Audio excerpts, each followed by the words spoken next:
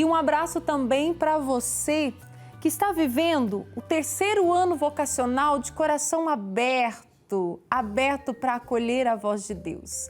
E este ano com o tema Vocação, Graça e Missão, que fundamenta na afirmação de que a vocação é um dom de graça e de aliança com Deus. E hoje, no nosso momento de conversa, é com um missionário redentorista que eu falei para você, o padre Carlos Viol.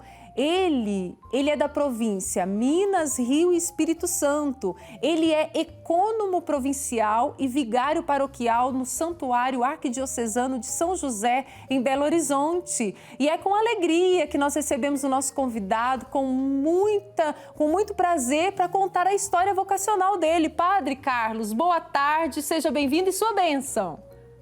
Boa tarde, Caída. Boa tarde a todos os espectadores da TV Pai Eterno. Deus abençoe muito. Alegria estar com vocês aqui nessa tarde, partilhar um pouco da minha pequena trajetória vocacional, que é uma trajetória humana e espiritual também. Sim. Ô padre, eu perguntei para os nossos telespectadores, para todos que estão com a gente, se na cidade deles, no estado, estava chovendo. Aí eu vou perguntar para o senhor também. Aí onde o senhor mora, está chovendo muito?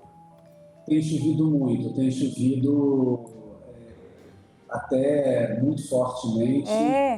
Algumas cidades com muita enchente, cidades aqui região, eu estou na região quase central, na capital, Belo Horizonte. Daqui para Campo das Vertentes, Zona da Mata, tem sido uma área muito castigada pelas chuvas, muita gente desabrigada. Olha só, e a gente com certeza se coloca em oração por todos aqueles que nesse tempo de chuva estão passando por dificuldades. Mas agora voltando aqui para falar na vocação do Padre Carlos, gostaria que o senhor começasse, padre, falando sobre suas raízes. O senhor é de uma família católica? Então, eu sou de uma família de muitas gerações católicas. Meus avós vieram do norte da Itália, nordeste, mais precisamente, da região de Veneza, ali, do Vêneto.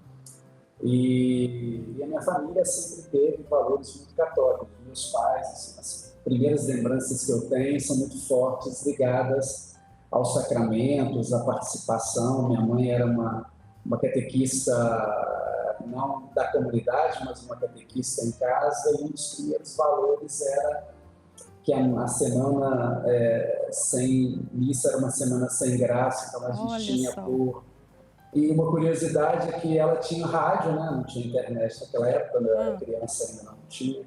E a minha mãe nos enviava, eu e os meus dois irmãos, crescemos juntos, e ela ficava ouvindo a homilia pelo rádio. E quando a gente chegava em casa, ela queria saber se a gente realmente tinha ido à missa e perguntava, então, qual o conteúdo da homilia para saber se a gente tinha sido correto e tinha ido à missa. Essa era a nossa prática desde pequenininho, era com ela desse jeito. Mas uma família muito grande, eu tenho um sobrinho que é bispo auxiliar aqui em Belo Horizonte, que bem. E uma irmã dele, que é uma sobrinha minha também, que é irmã Batistina, irmã nossa aqui em Brasília. Sempre fomos marcados desde a infância por esses valores, né? Eu me lembro muito que para o meu pai e para minha mãe existia família, trabalho e religião. Era esse tripé assim, que a gente estruturava a nossa vida desde pequeno. Muito bom. Ô padre, como que o senhor descobriu o chamado a essa vocação específica para ser sacerdote? Então, eu era muito pequeno, com apenas 11 anos eu fui para o seminário da Arquidiocese, eu pertenço à Arquidiocese de Mariana, eu sou natural de Barbacena, aqui perto da capital, mas pertence à Arquidiocese de Mariana. E meu padrinho, que era padre, o padrinho de meu outro irmão, que era padre, eles frequentavam muito a nossa casa. E um dia ele me perguntou se eu não gostaria de ir para o seminário. Eu fiquei um pouco assustado, não sabia o que era seminário. Eu sabia o que era um padre, mas na minha cabeça de 10 anos de idade eu não sabia o que era um seminário. Ele me perguntou e me disse o que era, e eu fui então pela primeira vez para o seminário com apenas 11 anos de idade. Então, naturalmente, concluí que estava muito novo, os formadores também, e aí eles me pediram para retornar e terminar, naquela época era de quinta, oitava série, né? Ensino fundamental. E aí, nesse caminho, quando eu estava me preparando já para conversar de novo com a Arquidiocese, passou um missionário redentorista na minha casa Padre Geraldo Lima, eram 2 irmãos, ele e o Padre Alberto, me convidando para conhecer os redentoristas. Eu não sabia o que era uma congregação redentorista.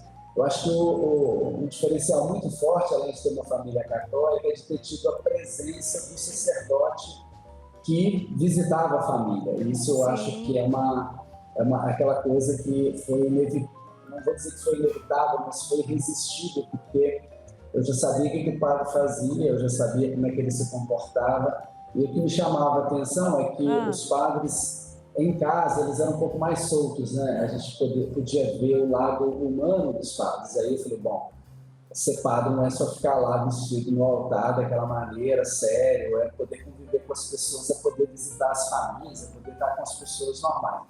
E aí isso me motivou, foi uma coisa que eu lembro que me motivou. E aí em 85, com 15 anos, eu fiz o estágio vocacional, Padre Dalto, que era o nosso formador na época, e aí ele me convidou para o seminário, e aí nós fomos uma turma grande na época, entramos, e desde 85 passamos pelo 2º grau, filosofia, noviciado, teologia, e em 97 eu fui ordenado. Para nós religiosos, na verdade, o mais importante é a profissão religiosa. Então, eu fiz a consagração em 93, em 97 fui ordenado. Essa é um pouco da minha trajetória profissional. Muito bom. Ô padre, é tão importante os detalhes, né, de tudo, que o senhor falando da sua história, e a gente percebe que o que mais chamou a atenção do senhor foi a questão das missões, né, e é o que marca toda a história dos redentoristas, não é?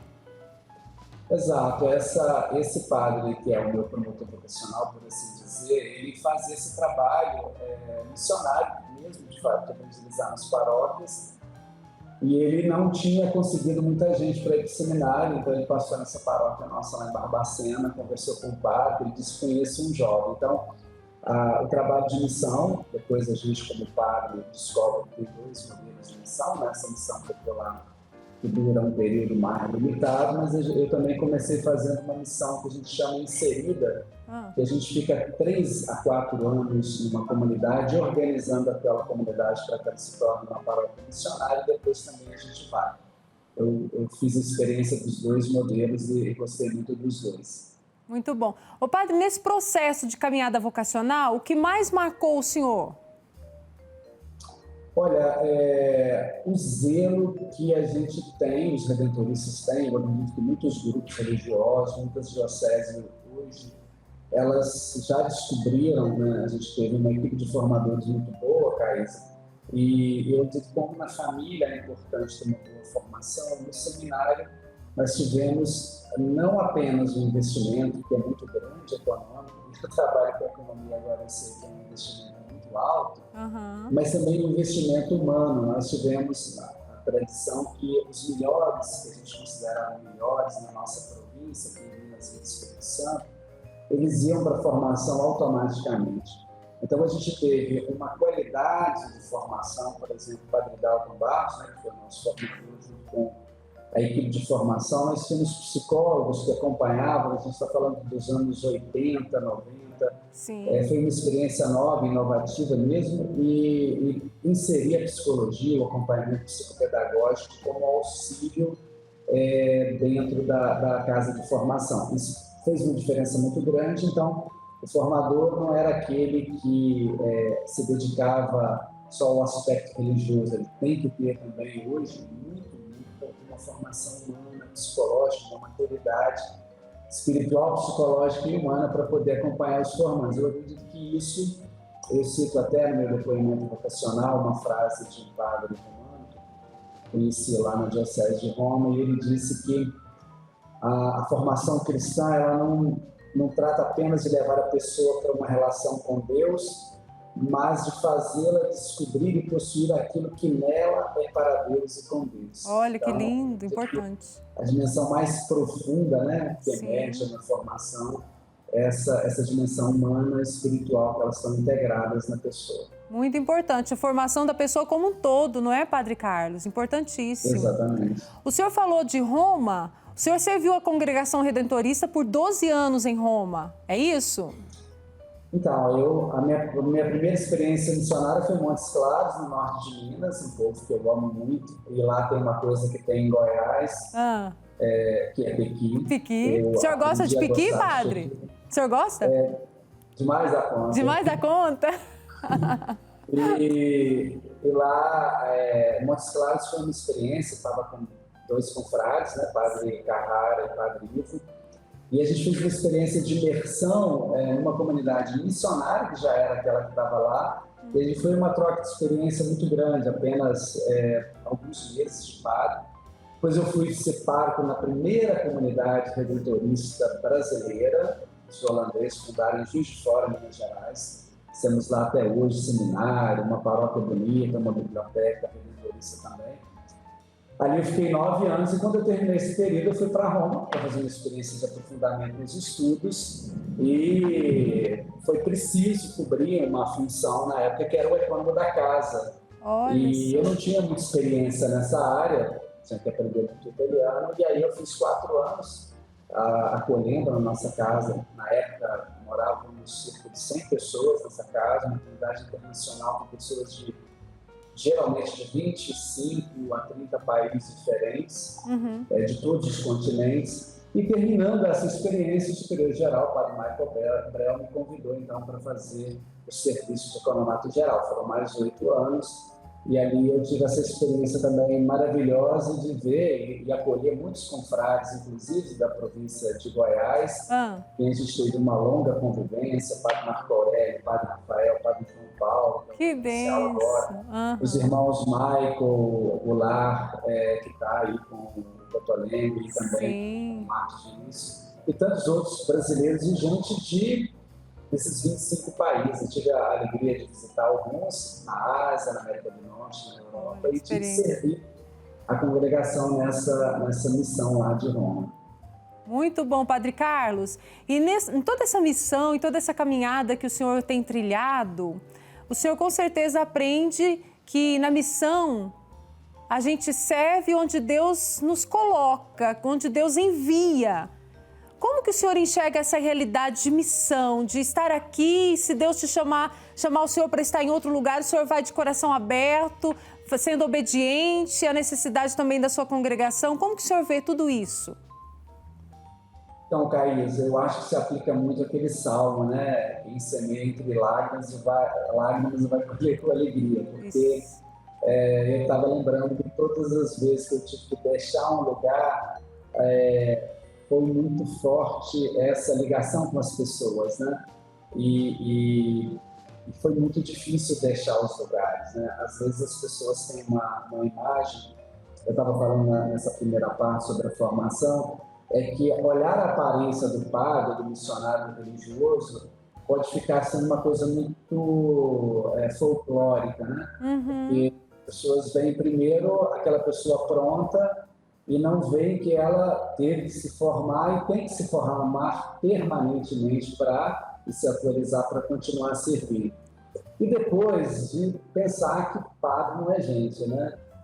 Padre, missionário, ele é gente. Ele é gente. Eu aprendi com um padre nosso, mestre de missão, ele dizia: o missionário é aquele que quando chega tem que dizer que vai embora. Essa é uma experiência muito difícil, mas é uma experiência de disponibilidade, porque para o religioso, Thais, e aí talvez muitas pessoas que nos seguem agora na TV Pai Eterno, são de uma paróquia diocesana, são de um ambiente que não conhece os religiosos, então eles ficam perguntando: mas padre, não é tudo a mesma coisa? Eles têm que obedecer, um obedece para o provincial, um obedece para o bispo. Sim, não, porque a obediência para o religioso ela não é opcional. Seja o voto de pobreza, castidade e obediência, eles fazem parte do fundamento da consagração de um religioso, de uma religiosa. Então, por mais sofrido que seja, a gente tem essa disponibilidade. E o curioso, ou providencial, é que mesmo naquelas horas que a gente pensa que não vai dar em nada, fruto nenhum, por exemplo, quando o superior-geral me convidou para ser econômico geral, eu falei assim: agora a congregação vai ficar muito ruim, vai ficar muito mal, porque eu não tenho essa sabedoria toda, e lidando com gente de várias línguas, né, o inglês, o espanhol, o francês, eu tinha que me virar, e sobretudo na matéria economia.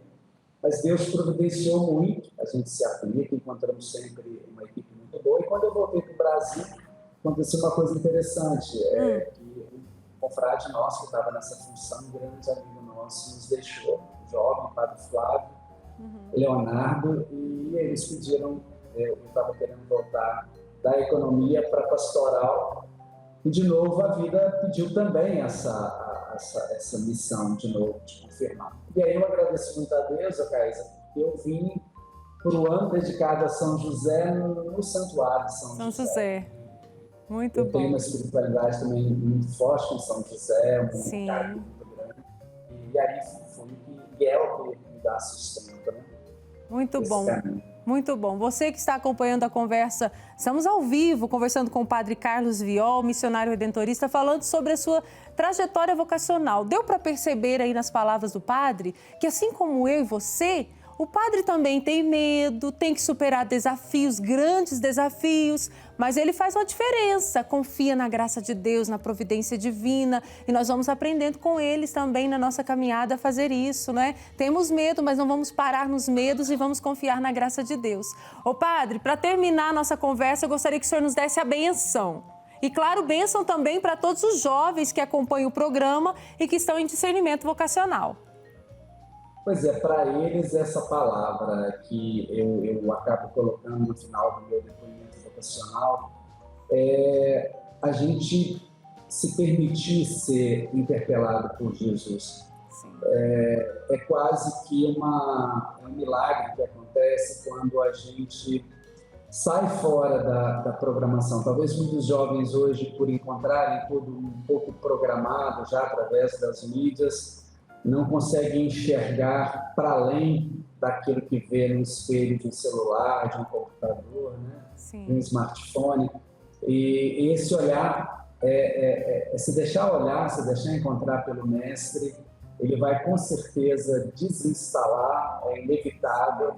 Então, se as coisas estão muito tranquilas demais para um jovem, se ele está talvez muito anestesiado onde está, o convite é sair, né? Papa Francisco, quem eu tive a alegria de encontrar em Roma, como Papa Bento XVI também, sempre esse olhar, lembram desse olhar de Deus sobre nós e desse potencial que muitas vezes os jovens, nós, eu também me considero ainda jovem, tendo completado 25 anos de padre e quase 30 anos de religioso, eu me considero muito jovem.